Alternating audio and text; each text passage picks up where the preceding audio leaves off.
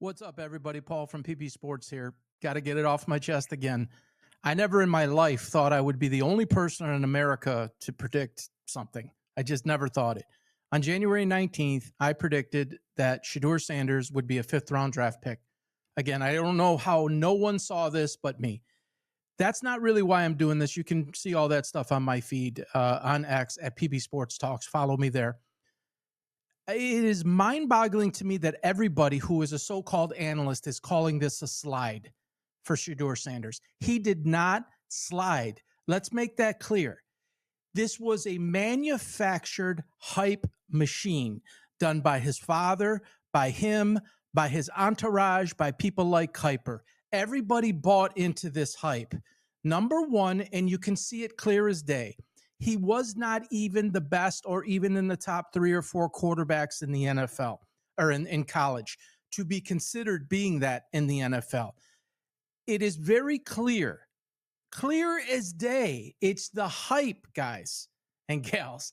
It's the hype that just transfixed people's minds. And when he didn't get taken 1, 2, 3, 5, 8, 10, everybody started freaking out. And Mel Kiper, who I've loved for decades, compounded his error by saying that the NFL doesn't know how to draft quarterbacks. Mel, you've been very good for a very long time, and I understand why you defended your position. There's thousands of you now. There's no longer just you. So for you to be that wrong, you had to stand up and defend your position and say that everybody got it wrong and you got it right, and how could that be? But the truth all along has been that Shedeur Sanders is limited talent. Even at the college level, he has endless flaws in his game, and then he has endless character flaws. He has been on display for multiple years now, telling us who he is and what his first love in life is. And his first love in life is not football.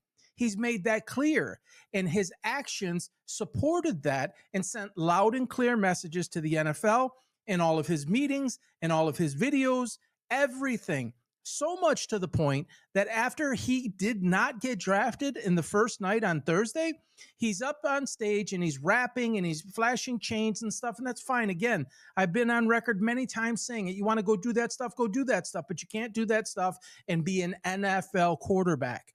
You can be one of 11 on a team, but you can't be in charge of the 11 acting that way. You not only have the team or the 11, yourself included, you have the team, the franchise. You have sometimes you have the fan base. Sometimes you have a city on your shoulders, not to mention the NFL shield. He will not be in the NFL in 3 years. It is not in his character. It is not in his makeup. And in my video on January 19th, I spoke directly to the Cleveland Browns. They went ahead and did it anyways, which is even more mind-boggling to me. Not some other team. The team that I spoke of, stay away from him, they went ahead and drafted him. Not only did they draft him, they compounded things even further. You have Flacco, which is not a long-term solution. He's a stopgap measure. You have Watson, who will be gone. You have Pickett, who's going to compete his ass off for a job. You drafted a better quarterback than Shedeur Sanders, Dylan Gabriel, who I believe is going to be the starter. And then you're going to ask Shedeur Sanders to be the backup to any one of those guys. Let's just say I'm wrong and it's Pickett. Let's say Flacco lights it up.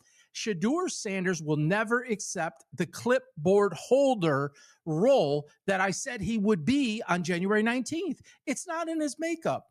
You could look at his videos with Cam Ward. There are 2 major ones that are viral online. Cam Ward wants to be known as a football player. Shedeur Sanders said, what, you don't have a hobby on Saturdays? This guy doesn't get it. Being an NFL quarterback is 24/7, 365, even if you're already accomplished and established and good. You want to constantly stay above everybody else and continue to be good, great, and the best, right? You would think. He doesn't have that in him. He wants to be the best brand builder, the best reality TV star, the best rapper. And again, that's fine. But you cannot be both. Everyone, please stop saying slide. The NFL did not see him anywhere ahead of 5 because believe me, if they did, they would have taken it. So just real quick here, the Johnny Manziel's, right, doesn't work. That's the quarterback position. Baker Mayfield 1.0. It doesn't work. It just doesn't work. You can look historically, and guys like Art Schlichter and Jeff George, while he had some of the greatest arm talent that we've ever seen. Jim McMahon was held together by a bunch of people on the 85 Bears that made sure to keep him somewhat in the bumpers and in the rails. There's nobody in Cleveland to do that. He's not going to do that. He's played for his father his entire career. That's all he knows. And I'm not saying that Deion Sanders is not a good coach, but it's all he knows. And he doesn't know how to take any kind of criticism from anybody or constructive criticism. He's going to be told to come off the bench? Are you serious? So what happens if Joe Flacco's the starter, Dylan Gabriel's the number 2, and Shedeur Sanders is number 3? Chase Daniel was online earlier saying Shedeur's got to put his head down and go to work. He didn't even want to work in the draft process to get ready to be drafted because he thought he was entitled and he thought the NFL was going to come to him. He told everybody in a 45-second video, do you know who my father is? If you don't want me to come and change the culture of your team, don't draft me. Guess what? They didn't draft you and they're not coming. And you're not going to be a starter and you'll be lucky to be a backup. And you just have to love the game. You see Cam Ward crying? Cam Ward's worked his ass off, and he said, when people say Cam Ward, I want them to think of a football player. What does Shedeur Sanders want to be known for? Ask yourself that question.